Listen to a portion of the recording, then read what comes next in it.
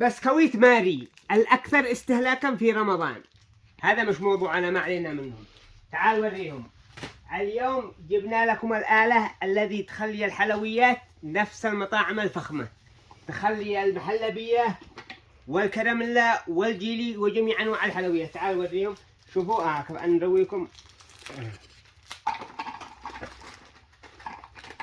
هذا البسكويت شوفوا كيف يبقى بهذا الآلة العجيبة.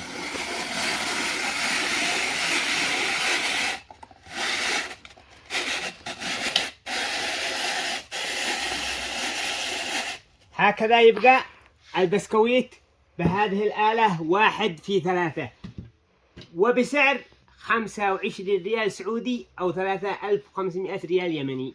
من الجوفي للأدوات المنزلية والإلكترونيات. العنوان صنعاء سوق شميلة، المبنى الجديد الدور الثاني، جوار شركة القبضة والصرافة، فوق الصادق موبايل.